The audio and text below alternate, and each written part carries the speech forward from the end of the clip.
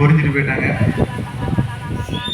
இப்போ பட்டிமன்றனாலே நடுவருக்கு வரக்கூடிய ஒரு சிக்கலான நேரம் தீர்ப்பு கூறணும். தீர்ப்பை வந்து பெண்கள் பக்கம் கூறினா டீம்ல இருந்து வெளியே அனுப்பிடுவாரு நம்ம தலைவர். ஆண்கள் பக்கம் கூறினா வீட்டில் இடம் கிடைக்காது. தீர்ப்பே கூறலைன்னா மேடை விட்டு இறங்க முடியாது. எப்படியும் தீர்ப்பை சொல்லியே ஆகணும்.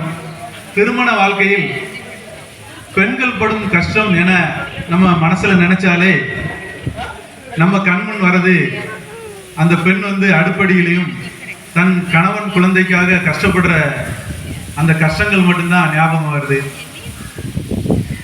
அதே போல திருமணத்திற்கு பிறகு பெண்கள் புகுந்த வீட்டுக்கு வரும் பொழுது தன் தாய் தந்தை அண்ணன் தம்பி சொந்த பந்தம் அனைவரையும் விட்டு தனியாக புகுந்த வீட்டுக்கு வருவது என்பது மிகவும் ஒரு கஷ்டமான செயல். அது எந்த ஆண்களாலும் உணர முடியாது. அது மட்டுமல்ல, 10 மாதம் ஒரு குழந்தைய சுமந்து எடுக்கும்போது ஒரு பெண் படுற கஷ்டம் வந்து எந்த ஆனாலுமே துளி கூட உணர முடியாது. அது புத்தகங்களில் எழுதப்படாத ஒரு உண்மையாக கூட இருக்கு. ஆண்களுக்கு நிகரா பெண்களும் அலுவலக பணியில சிறந்து விளங்குகிறாங்க இந்த காலகட்டத்தில். அப்படி அலுவலகங்களில் பணிபுரியும் ஆண்கள் குடும்பத்தில் ஒரு நாள் சோறு பொங்கி குழந்தைகளையோ குடும்பத்தில் இருக்கவங்களே கவனிக்க முடியும் அப்படின்னு சொன்னா கண்டிப்பா நடக்காது. ஆனா இந்த பெண்கள் படும் கஷ்டங்கள் எல்லாமே வந்து அவங்களோட கடமை அப்படின்ட்டு அவங்க இன்னும் உணரல. பெண்கள் நீங்க இல்லத்தை வழி நடத்துறதுக்காகவும் ஒரு குழந்தையை பெற்றெடுக்கிறதுக்கு தேவையான உடல் சக்தியும் இறைவன் உங்களுக்கு தந்து இந்த பூமிக்கு அனுப்பியுள்ளான். ஆனா ஆண்களுக்கு அப்படி அல்ல. ஆணின் கஷ்டம் யாருக்கும் தெரிவதில்லை. அவன் யாரிடம் தன் கஷ்டத்தை கூறுவதில்லை. கஷ்டத்தை கடந்தால்தான் வாழ்க்கையில் முன்னேற முடியும் என்று அந்த நொடி வரும் கஷ்டத்தை கூட மறந்து தன் குடும்பத்திற்காக கடந்து செல்பவன் தான் ஒரு ஆண். பெண்கள் வந்து வேலைக்கு செல்லாவிட்டால் அவர்களுக்கு வந்து இல்லத்தரசின்னு ஒரு பட்டம் கிடைக்குது. இதுவே ஒரு ஆண் வேலைக்கு போகலன்னு வைங்களேன், அவனுக்கு ஊதாரி, சோம்பேறி, கையால் ஆகாதவன்ற பட்டம் மட்டும்தான் கிடைக்குது.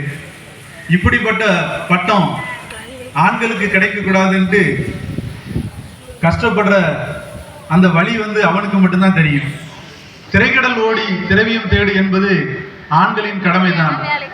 அதற்காக அவன் தன் கடமை செய்வதற்காக திசை தெரியாத நாட்டில் முகம் தெரியாத நபரோடு கைகட்டி கஷ்டப்படுவது தன் குழந்தைகளும் மனைவியும் மற்றவர்களிடம் கையேந்த கூடாது என்பதற்காகத்தான். நம் கஷ்டம்னா யார்கிட்ட போவோம்? கடவுள்கிட்ட போவோம்.